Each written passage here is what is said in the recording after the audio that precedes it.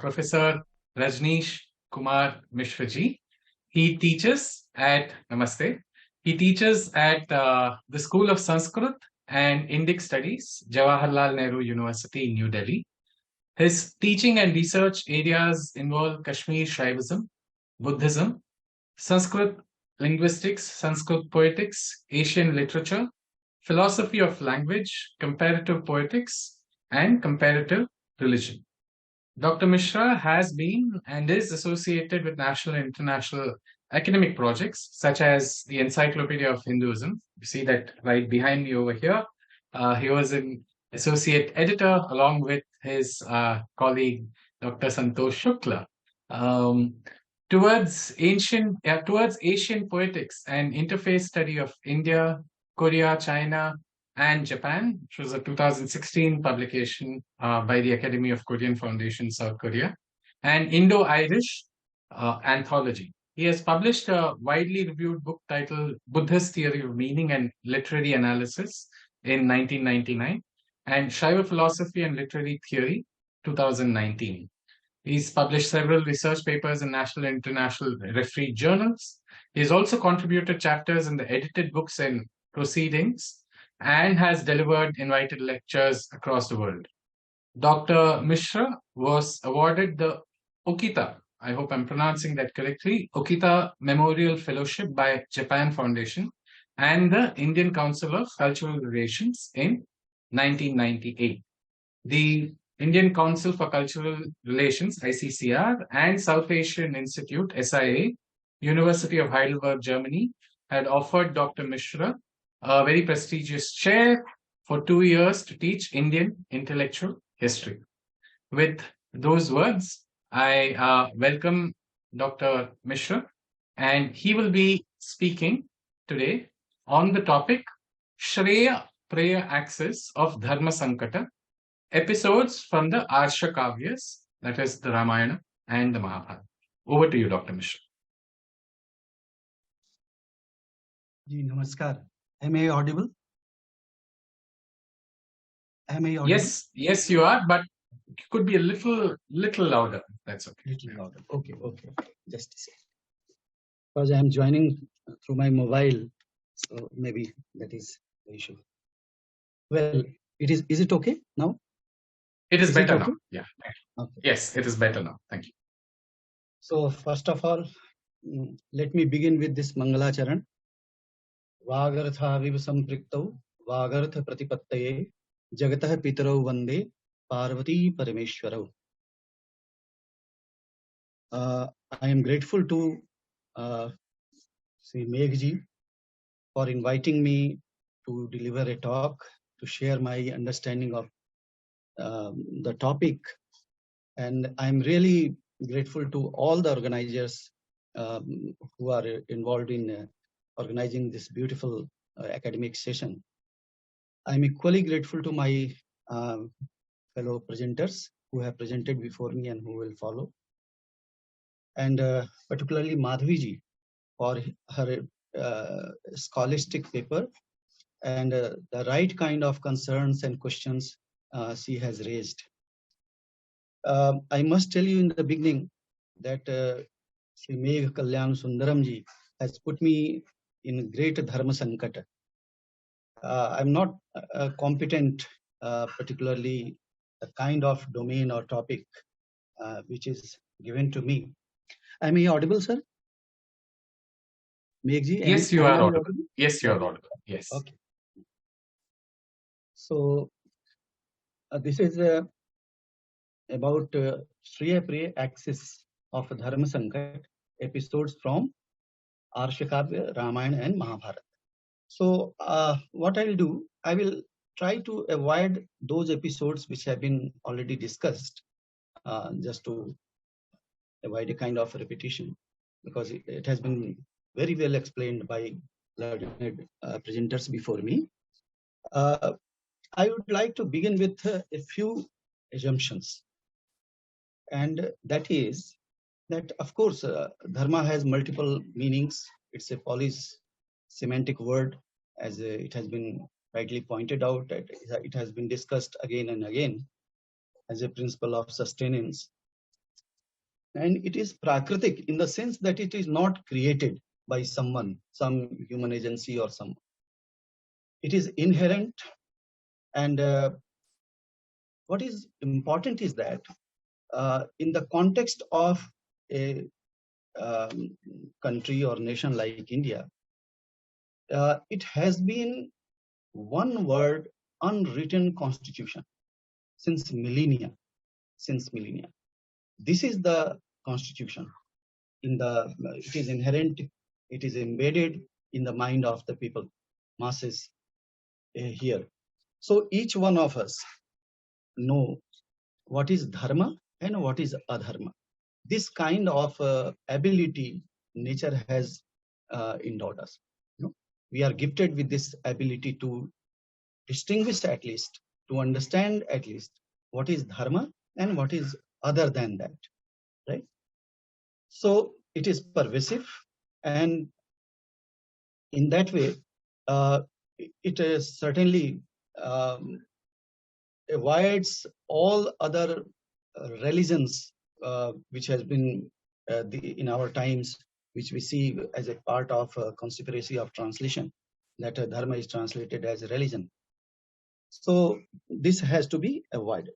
Dharma, I don't know whether there is something like any use of the term like Sanatan Dharma in our knowledge texts. It may be debatable that whether it is Sanatan Dharma or some other Dharma. But one thing is very certain, that Dharma is always Sanatan. This may be debatable whether there is Sanatan Dharma or not, but there is no debate, there is no controversy whether Dharma is Sanatan or not. Dharma is always Sanatan. If it is not, then may not be included under this. And what we understand by this term is a kind of value system, a worldview, a way of life, or principles or duty, and a kind of value system that unite, organize, or harmonize everyone into one integral whole. So it operates at several levels, at the level of adhyatma, at the level of philosophy, you can say, and at the level of individual's life, social life, and nation's life. And in that way, it is very, very relevant. It is very, very important for all of us.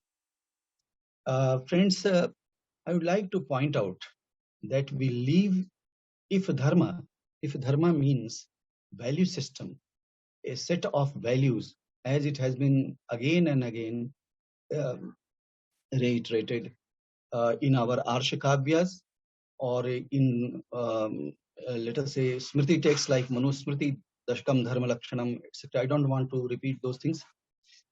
You already know that. But if dharma means a set of values, then probably if we look around and try to analyze our reality, try to observe our realities, contemporary reality, we think that we are in the age of value reversal. This is the age of value reversal. Why I am saying that that which have been considering as something other than dharma has been established something like a dharma in our contemporary life. So Shubh Labh has become Shuddha Labh, many more things. And the bracketing of dharma and moksha are gone. It's a civilization of artha and kama. So what greater Dharmasankat could be than this one, this kind of value reversal. And that's why we need to keep reflecting. And I'm really grateful and thankful to Meghji for organizing this academic session on this particular theme. Let me begin with a few things that dharma has been, right from the beginning, as from the Rig Veda itself, dharma has been used as a term. But I have hardly come across, maybe due to my limited knowledge, but it has been just pointed out by Madhviji before me. Dharma is fine, Sankat is also fine, but Dharma Sankat is not a frequent compound which is used in our in intellectual texts or knowledge texts.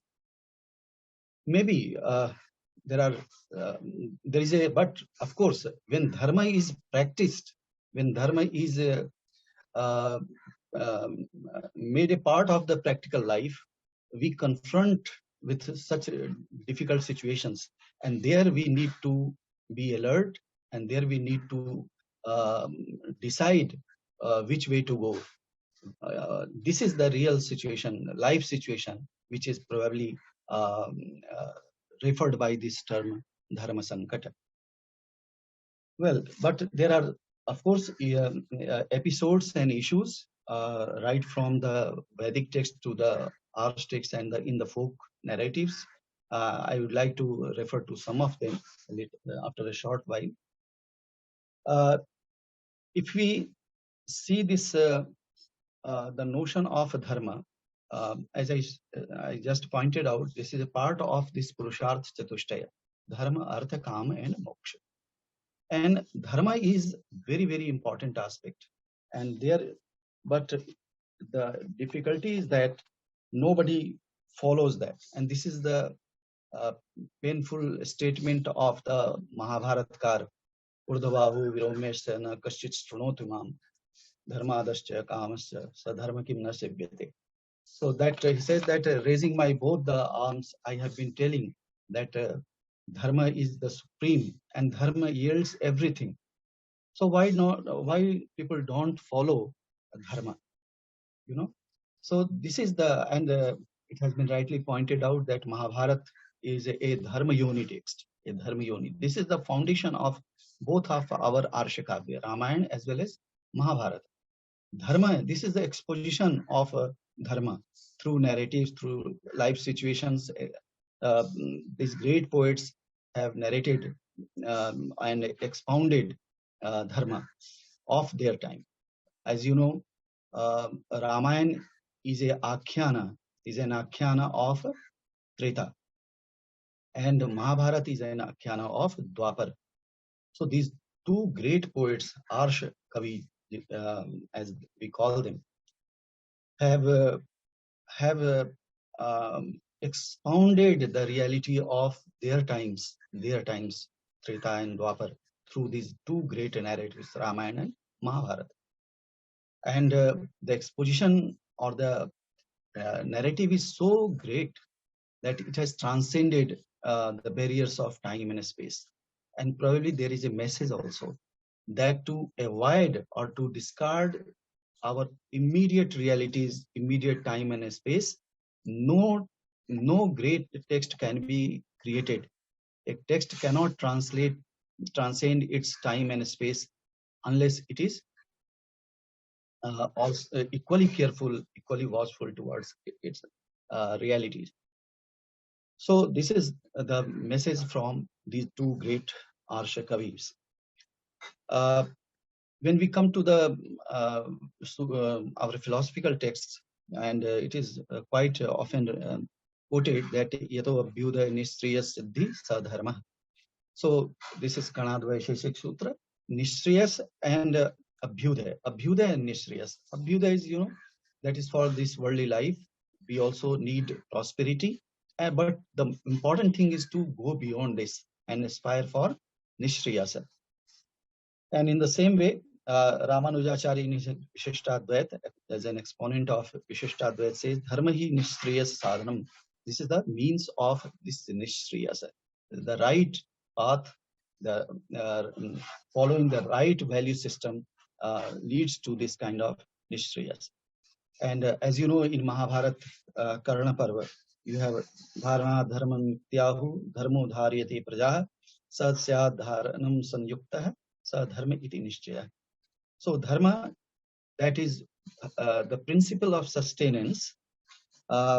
It sustains society, it sustains civilization, and it also has the ability to to help us to achieve what is the supreme goal, and that is Nishreyasa. When we come to the Ramayana, it is very, very important to note that Ramayana, Valmiki, in fact, or Ram, in fact, doesn't make any distinction, any difference between Satya, Rita, and Dharma. So for him, these three are just same, synonymous, and he is uncompromising, and that's why we come across very few situations in the Ramayana that may lead to this kind of crisis, which we call it Dharmasankata, because the characters are so straightforward, they are transparent, and they know what is dharma and adharma, and they have this ability, the courage to follow what they think as dharma.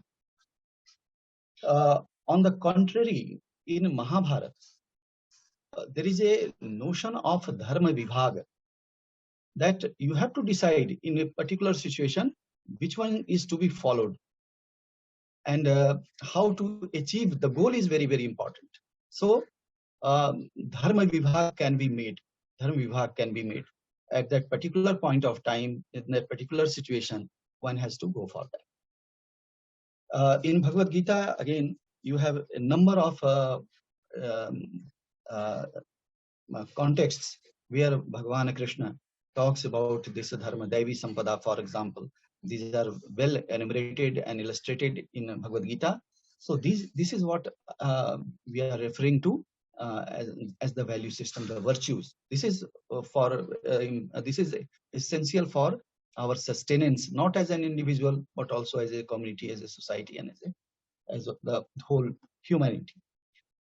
So again, in Smriti texts, it has been said, Abhyudayani nishriyase sadhana satvena dharyati iti dharma sacha lakshana pramana abhyam chodana sutre vyavasthapita. This is from Parashar Smriti, that dharma is that which sustains and ensures progress and also the welfare of the world and people. It also leads us to the eternal bliss, that is the Nishreyasa. So, and in the same way, Manu Smriti also reiterates that Samanya Dharma, that which is universal, that which is common to all the Varnas or Ashramas, is something like Ahimsa, Satya, Asteya, Shaucha, Indriya, Nigraha. These are the dharmas which are to be followed by each one of us. In the same way, again in Mahābhārata, it is said that which ensures the welfare of all being is definitely dharma. Prabhavarthaya bhutanam dharma pravachanam kritam. I have said this for the welfare of the people. So, in this, but what is the message? Ultimately, Veda-vyas says that Ashtadas Puranesu Vyasasya Vachanam Dvayam Paropagara Punyaya Papaya Parapidranam. This is dharma. This is the gist of all these great Puranas, Ashtadas Purana, and every text, that it is very easy to distinguish or define. Dharma leads to punya. Dharma leads to punya. And what is punya? That welfare of the people.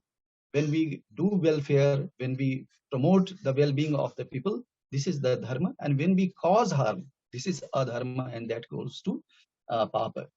This is the, again, because it is rooted in the value system. That's why papa and punya are also decided accordingly. And the very famous quote is that dharma eva hato hanti dharmo rakshati rakshitah tasmat dharmo nahantabhyo mano dharmo anto avadhit. So dharma protects. This is a kind of two-way process. If we protect dharma, dharma protects us. If we do not protect dharma, will be destroyed or will be dismantled. So this is how it has been perceived, and each one of us has this dharma to protect dharma as an individual. And at that time, it is said that during the Kriti Yuga, each one was able to defend, each one was able to follow his or her dharma. But when the value started eroding, then you have the concept of king or state or so that this dharma can be ensured in the public life, in the life of the people. Then comes this, where does this Dharmasankata occur? You know, there are Samanya Dharma, like just I read out, and there is Vishesha Dharma, as it has been already talked about. So I'm skipping this. But in actual life situation, we find contradictions sometimes. We face this kind of anomaly or contradiction in our actual life, where Samanya Dharma and Vishesha Dharma are in opposition, in contradiction. So now it is important to decide at that time what to follow. You know, there is a very important concept of Tridanda, Tridandi Swami, as we have in India. And what is that? One uh, who has controlled his or her speech, his mind, and his body. This kind of control is important to lead the path of dharma. And this is equally important for an ascetic, equally important for a kind of grihastha, following the life of the worldly being. So such situations occur many times, and when we are having the good control over these three things, maybe we'll have a way out. You see, this single notion of dharma distinguishes us from the rest of the beings, rest of the animals. And it is said that ahar, nidra, bhaya, maithun, these are common to all the animals or beasts. What distinguishes human being is this dharma. This dharma helps us to create a kind of sanskriti out of prakriti. Prakriti is that which is given. Sanskriti is that which we constitute with our understanding, with our wisdom, with our experience, civilizational experience. We constitute it. And in the same way, it has been indicated in the Brihadaranyaka Upanishad, where there is a narrative of these three gods, God, humans, and asuras. I don't want to use the word demon. Asuras. They went to Prajapati, Brahma. They stayed there. At the end of this stay, they asked Brahma to preach them, and Brahma uttered a single syllable, and that is the. Now, for each three of them, it has a specific meaning, and that is very, very important to distinguish between Prakriti and Sanskriti. See, Damyat Datta Dayadhvam. Damyat Datta Dayadhvam. Damyat is for Deva, as Devatas are ajitindriya. They have no control over their senses. And that's why the preaching is that they should do Daman or Indriya Nigrah. So, ajitindriya, to be an ajitindriya is the Prakriti of Devas. And Sanskriti is that which is Daman or Indriya Nigrah. Here lies the value. Here lies the value. This is one I wanted to communicate. And as with the case of humans, it is Datta, because we humans by nature we wish to collect, tune to acquire more and more, and that's why the suggestion or the preaching is that you should do samvibhaga, dana. This is the value.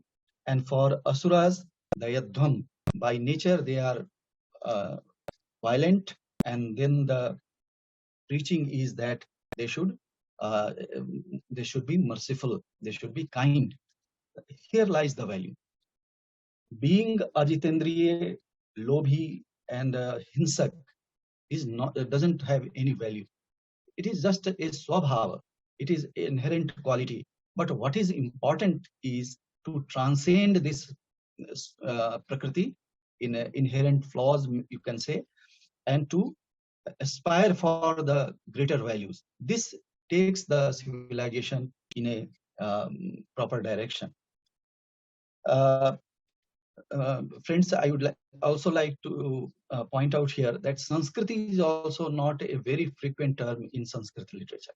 I'm not saying that it cannot be derived grammatically. It can be very well, but it has not been frequently used. In 1 or 2 or maximum 3 places, it has been applied, which is quite frequent in contemporary intellectual discourses, as it has become the translation of the term culture. So it is very frequent, but I don't know how to how to have its proper meaning. My understanding is that if you go back to our texts, particularly the our poetic text in like the Natya Shastra or for example Kavya-s of Sri Rajsekhar of 9th century, we come across 3 terms, and that is Riti, Vritti, and Pravritti, that relates to speech, aesthetic expressions, and dress costume. I think through these 3, we may map the cultural diversity or cultural continuity rather. It's not simply diversity. There is a texture, there is a continuity of culture. Culture cannot be divided or by a political line. It like language, it also continues, you know. So across these lines, it is continuous without any rupture or disjunction. So these 3 terms maybe take into account of the word culture or Sanskriti, which we call it. Okay, so as I pointed out that in Ramayana, Ram has doesn't make any distinction between Dharma-related and this Hermit and Satya. And that's why Marich very rightly observes and says that Ramo Vigrahavana Dharma. Ram is the embodiment of Dharma. And what is Dharma? It is those gunas, those qualities are enumerated in the very beginning of the Ramayana. And Ram is 16 gunas, 16 qualities have been enumerated in the beginning of Ramayana. Etc. So here he embodies these qualities. This is the dharma of the leader or the king of the time. Then comes this Shreya-Preya axis, and we come to this Upanishad called Kathopanishad, and in the Dvitiya Valli of this Kathopanishad, there is a dialogue between Yama and Nachiketa. You know, dialogue begins from the first Valli itself, but this in this Valli, second Valli, the dialogue is focused on this notion of Shreya and Preya. Now it is important to have the context in which this dialogue is taking place. The father of Nachiketa has performed a yajna, and this yajna is termed as Vishwajit Yajna. Okay, Vishwajit Yajna, conquering the world. This is the yajna. Okay. Now and what is the requirement of the completion of this yajna? That a person has to give up, donate each and every belongings to the welfare of the people or the brahmanas or so. So, and especially those objects which are dear to him, Priya, the notion of Priya, you know. But what happens at the end of the yajna? Vajasravas, the performer, the father of Nachiketa, he has started giving those objects which are of no use to him. So he's just clearing his stock, you know, the cows are so old cows or so. And this leads to a kind of Dharmasankata in this sense that the Brahmanas who are there to take this donation, to take this dana, they are not refusing. This is their dharma. They should not refuse. They are not supposed to refuse. Whatever is being given, they have to accept it. So they are accepting, but the people around might be observing, and they are talking about this kind of infatuation with the worldly belongings after this completion of this yajna. And naturally, this yajna cannot be considered as fruitful or cannot be considered as complete. Nachiketa is a small child. He's observing such things, and he might be overhearing the criticism which is going around. And then he insists that the most dear on this object to you, to whom you are offering.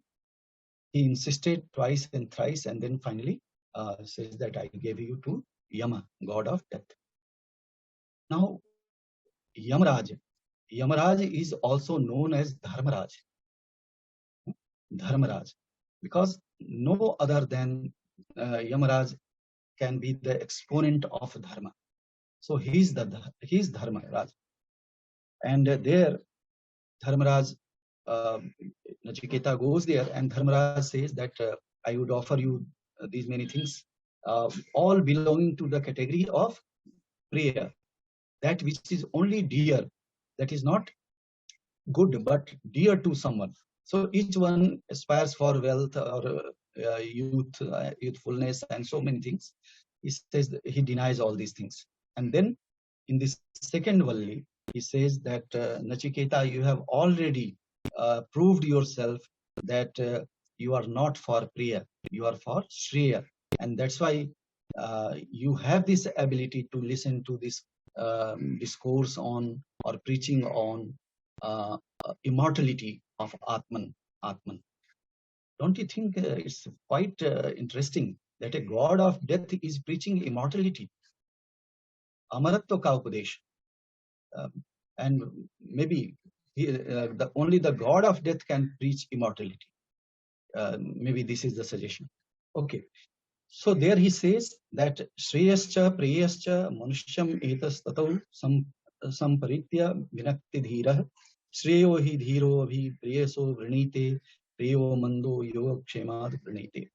So Shreya and Priya, what brings the crisis? It is not that in life there is one set of Shreya and there is one set of Priya, and people can easily understand that this is a set of Shreya and another is the Priya. No, in actual life situation, Shreya and Priya come entwined together, and at every step of our life we have a choice to follow, whether to follow Shreya or to follow Priya. If we have right wisdom, right intellectual acumen or ability, then we can distinguish between Shreya and Priya. Otherwise, we are like Duryodhan, who says that I know what is dharma and what is adharma, but I am not interested.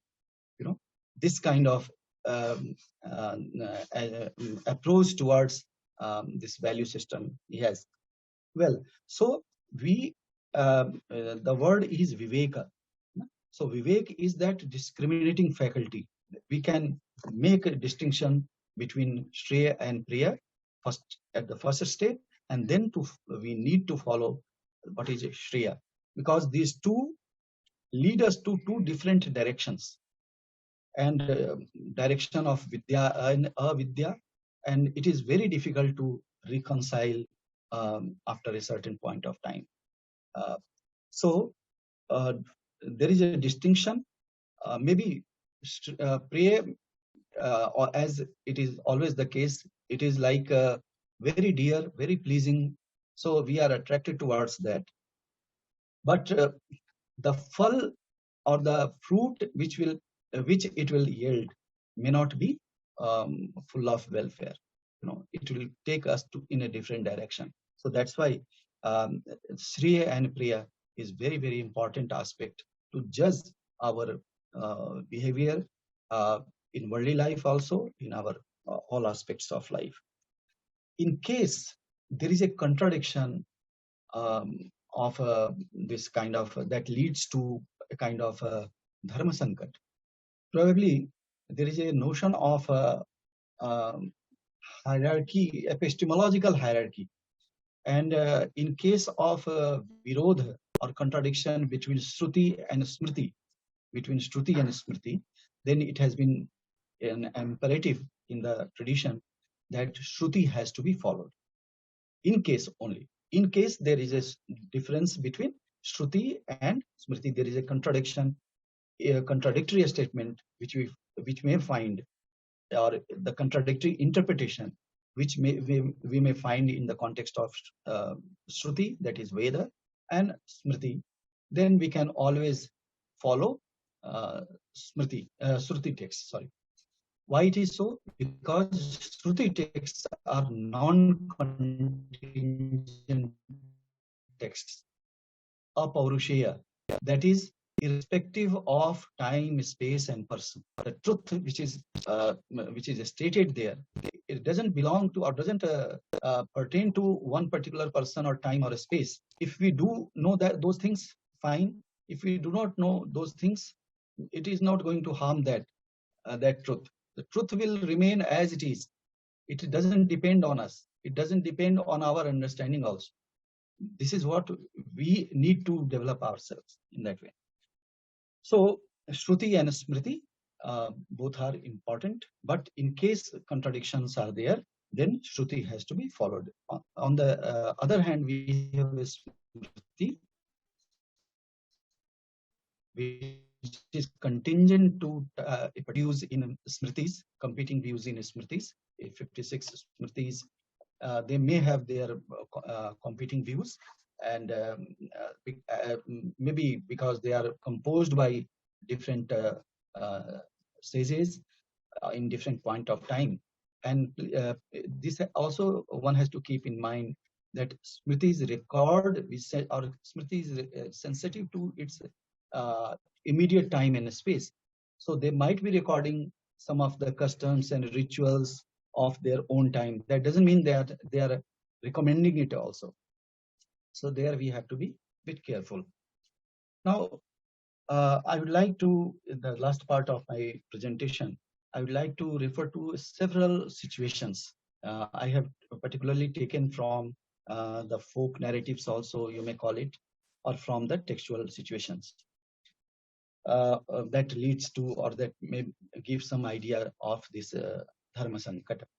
It is said that the poetess Mirabai, when the husband passed away, and she was devoted to Lord Krishna only, and it is said that the family members where she was married didn't want her to devote her whole time and to become a devotee of Krishna, a bhakta of Krishna. Then it is said that she wrote a letter to Goswami Tulsidas. And there he, as obviously it was a Dharmasankata, which one to follow, Shreya or Priya, and to give more value to the family or whatever family she was having, or to the ultimate Shreyas. So she wrote a letter to Goswami Tulsidas, as he was contemporary. And in response to that, it is said that Goswami Tulsidas wrote this beautiful pada. What is that? Jake priye naram vaidehi. This is in Avadhi, the language of UP. And at that time, it was the literary language of Tulsidas ji. So, Jake priye naram vaidehi. Tajiye tahi koti vairisam jaddapi paramasanehi. And then he gives the example that Tajyo Pita Prahalad Vibhishan Bandhu Bharat Mahatari, etc. He says that in his own terminology, he is talking that though the person who dislikes Ram and Sita should be discarded, just like a great enemy. He should be discarded. He should be rejected. The person who is creating obstruction in the devotion of Ram and Sita, maybe in the context of Mirabai, it is Krishna. So he has a clear suggestion. You see, this is the way where through which we can come out from this kind of dilemma, this kind of Dharmasankata. We need such a guru or such a well-wisher in our life to encounter this kind of Dharmasankata. And then he says that just discard him like 1,000 million enemy. However, he or she is a great, he is very close to your heart. Jadapi param sanehi. And then he gives the example, drishtant. We call it drishtant, actual situations, actual examples, not that one which is created for the purpose. He cites from the previous narratives, previous episodes from the Puranas also and epics, that Prahlad rejected his father as he was coming on the way of this Shreya, Vishnu Bhakti. Vibhishan Bandhu. Vibhishan discarded, rejected his own brother Ravana. And Bharat rejected what is very, very important is his own mother, Kaikeyi. So this is the situation that one can very well distinguish what is Shreya and Preya and what is to be followed. There is another episode in the life of Kabir Das, another Bhakti Kal poet, great poet. And it is said that a graduate from some Gurukul, he was in great dilemma, and somebody told him that go to Kabir, he may help you because he's a wise person. So he approached him. He went to Kabir, and then he says that I am in dilemma that after graduation from this particular Gurukul, I am not able to decide whether I should go to sannyas ashram or to grihasthashram, household life or life of an ascetic. Now, similar dilemma has been pointed out in Yoga Vasishtha also.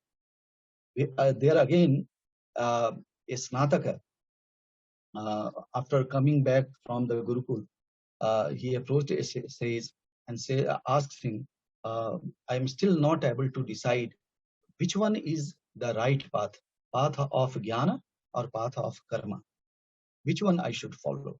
So then several chain of narratives are told there in Yoga Vasishtha. Is such a beautiful text and such an important text that a Vedantin or a Shaiv or a Buddhist all considered as their own text. And there the resolution is that both are important, jnana and karma, because these are like the two wings of a bird. You know, without in absence of one, bird cannot fly. So both are important. Now, in the context of Kabir, he says that maybe it is difficult to decide for that graduate. So he asked his wife to bring a lamp, though it was a broad daylight. And the wife comes and puts this lamp in front of him. Then he asked, did you understand something? He says, no, I didn't get any answer. Then he took him to a place. It was a hillock. And on the top of that hill, there was a hermit, a kutia, a hut in which a hermit, very old hermit, was residing. So Kabir called him from the bottom of that hill, that Baba, who great says, please come down, please come down. So that sage appeared. He was very old, very difficult. He was unable to walk, but without any complaint, he came down through these staircases with great difficulty. And when he reached there, and then he asked, "Okay, Kabir, tell me why did you call me?"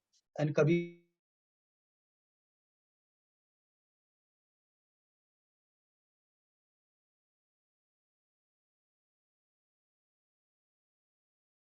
climbed with again greater difficulty to his hermit. Now again he turned back to this graduate and asked him, "Did you understand?" He says, "No." He says that then you are really an uneducated person. Uneducated person. Says that if you find a companion in your life like I have, go for this grihastha ashram, or if you have such a control over your mind that you have controlled your emotions, this sage is a great siddha. He can curse us immediately, but he doesn't. So if you have this much practice of value in your life, if you have such a control over your mind and your speech, then go for sannyas. Now decide yourself. This is how he goes. Third thing, how much time I have? 5 minutes? Yes, Dr. Mishra. Okay, I'll complete. The third is in the context of King Bhoj, the great grammarian, poetician, and great scholar of Dhara. It is said that a very poor Brahmin, though a great scholar, he was living in a very pathetic situation of life. So his wife insisted, "Why don't you approach King Bhoj? He's a great admirer of your scholarship. Go and ask for some money so that we can have a better life." And this was again a Dharmasankata for him, how to approach the king and express his poverty and ask for some help or so.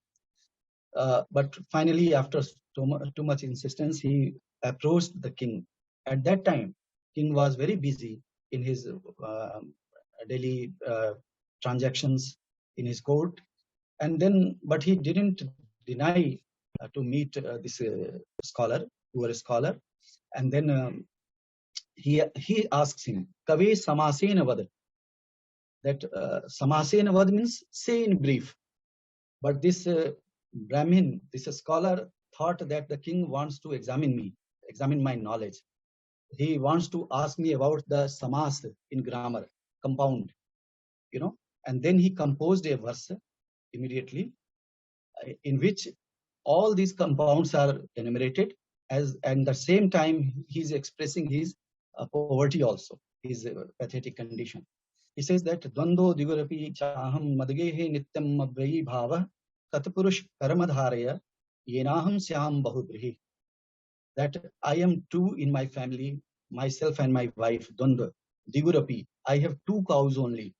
Digurapi Madgehe Nityam Abhai Bhava. In my home, there is great scarcity of money. So Tatpurush, O king, Karmadharya, give me some work. He is not asking any kind of donation. He is asking that give me some work so that enaham syam bahubri, so that I should become a kind of rich. In the same sense, there is a sutra called Paribhasha Sutra in Ashtadhyayi, Panini's Ashtadhyayi, Vipratishedhe Param Karyam, that in case 2 equally forceful rules come, but they are contradictory to each other. Now, which one you will follow? This is the textual situation, and also the situation in life. A poet has created a narrative that a married Gopi is saying another Gopi that, "See, I am married, but I have fallen in love with Krishna. So what should I do? What should I do?" Panini's suggestion is that in case the 2 equally forceful rules come, but they are contradictory to each other, then the latter rule will prevail. This is Paribhasha Sutra, Meta rule. That latter rule prevails. So when this situation was put forth, that the Gopi says that I am married, but I have fallen in love with Krishna, so what should I do? Then the friend says, follow Panini, that the latter rule will prevail. So Abhyuday and Shreyas is there. Finally, in Ramayana, there are several textual situations where we can see this Dharmasankata. First of all, this that the old King of Dashrath is now in a fix. He's not able to decide what to do. When Kaikeyi asked for her boons, that Ram should be given exile of 14 years and Bharat should be the king. And this is how uh, his suffering begins, and he is not able to say directly Ram what to do, to that he is bound by this kind of uh, this boon. And then Dashrath, with great difficulty, though he himself doesn't utter that Ram should go to forest. This is on her behalf, Kaikeyi stated that this is the cause of suffering of your father, that since he loves you so much, and it is quite justified that you are the elder son. But he has given me these words that Bharat will be the king and you will be on exile for 14 years. Second thing is that Bharat, whether Bharat is able to receive this throne, Ram is on exile, and what should Bharat do?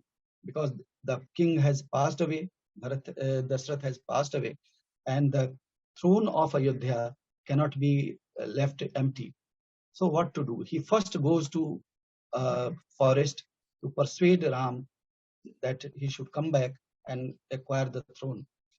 But Ram, even after lots of persuasion, lots of intellectual debate with that another intellectual Jabali, he doesn't agree.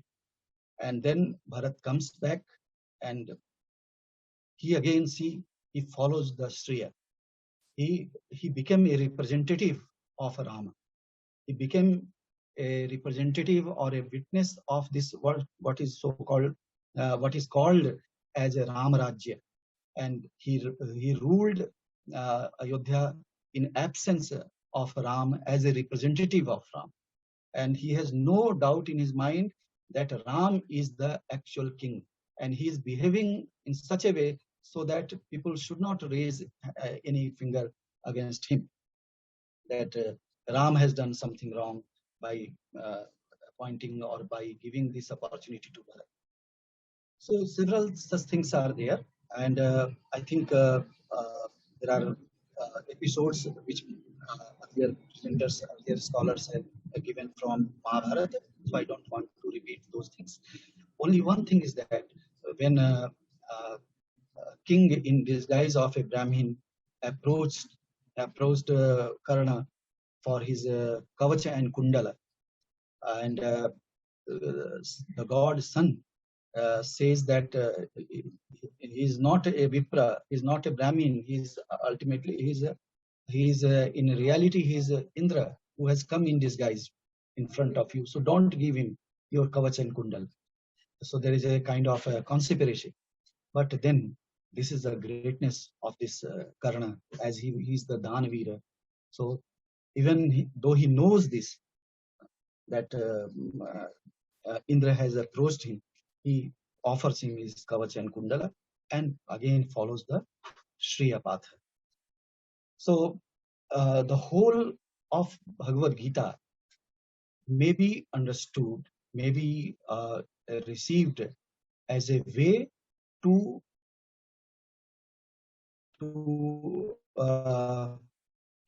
come out of this kind of Dharmasankata. As in there is a Vishad Yoga of Arjuna, he is not able to decide whether to fight or not to fight. Then Gita helps him to get rid of this kind of dichotomy and dilemma, and finally it is resolved. So in the culture, it is very, very important to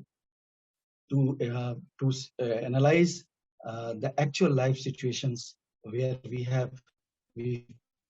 are given with this tough choice, what to follow Dharma or Adharma, Shreya. Such texts or Santa help us to come out of this kind of Dharma Sankata, and as we live in the age of Dharma Sankata, so we need to reiterate, reflect, or to talk more and more about such episodes, such principles which are embedded in our culture.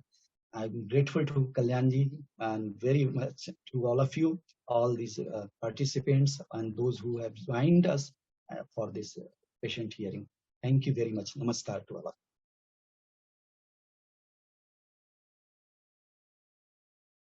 You are muted. Seems. Yes, I have unmuted now.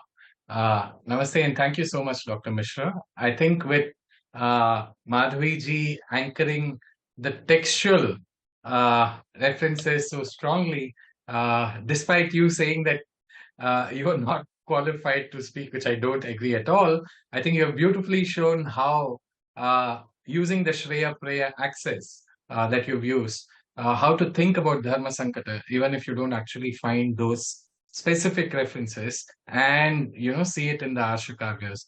In fact, I'd like to add over here that and I'll just share this. My experience also when this topic came up, like I said, this topic, our founder Harikiran Vadlamani ji had suggested that we look at this particular facet, and there was an internal conversation that we had, which I'm sure Dr. Paturi would remember, and Vishwa Adluri ji also touched upon it. My own experience of looking for Dharmasankata in texts matches yours, Dr. Mishra, in the sense that the actual number of references, though it is, I wouldn't say it's a comprehensive search that I've done so far, but amongst the earlier texts, I couldn't find too many references at all, if any. In fact, the Mahābhārata, as the previous scholars mentioned in the critical edition, these were the only two that I could find.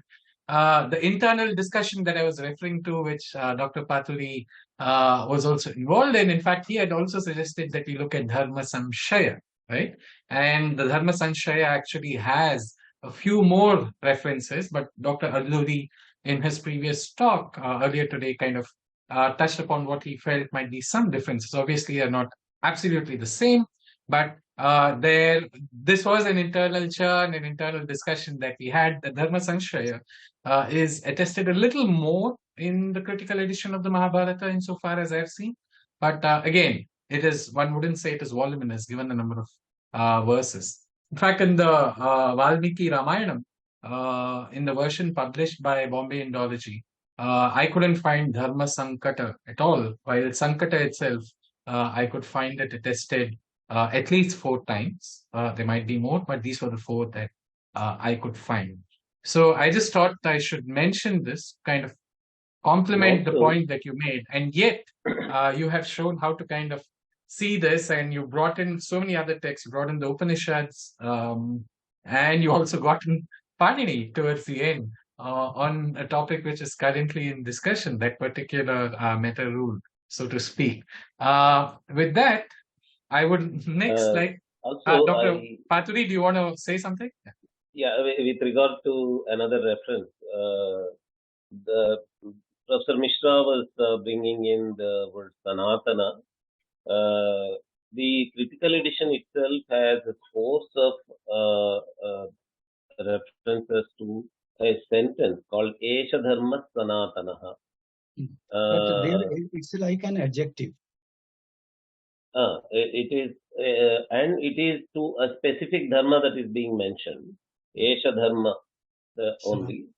Esha Dharma Sanatanaha. So that way, the word Sanatana in connection with Dharma has several sources of references. Right. Great.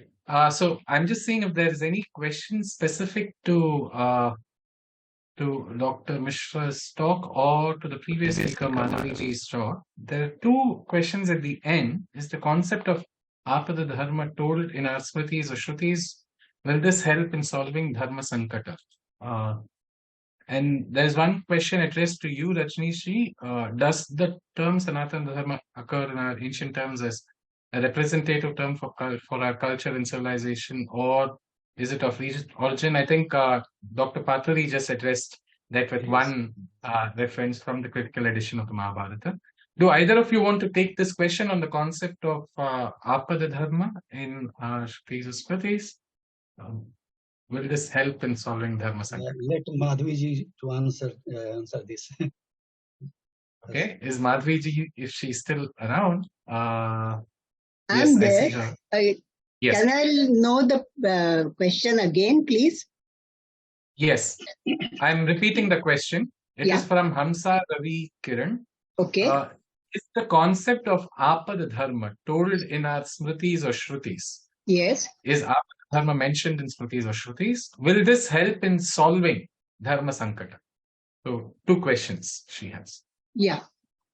Apad dharma, they are surely in Mahābhārata. There is apad dharma separate section surely. But regarding shrutis and smritis, I don't think so. But there was a seminar on dharma itself in Pune University, and their volume is published. So one would find the references there. And there, I think, as far as I remember, apad dharma was surely dealt with in it. So this is the answer to the first one. And the second, could you please again tell it? Yeah, it was just combined. Will this help Yeah. in resolving Dharmasankata? Will it help? Actually, it will. Yeah, if dharma itself is neutral, if we say it is just knowledge of how to behave, and the execution of it is different. It will depend on every person as he would act in particular situation. It will differ from person to person and again in different situations. For example, I am not sure whether Krishna will always suggest prasayyaharanam.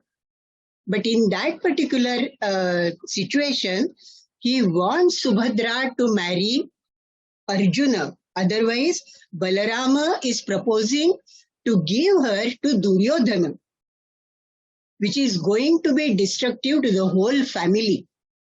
And since he is elder brother, his dharma is to be in his control. So Krishna cannot openly oppose Balarama. At the same time, Balarama knows Shri Krishna's strength and sees that he is other than human, above the human beings. So therefore, his decisions also, rather than fighting with the Kauravas, which he doesn't approve of, he leaves the battlefield and goes away.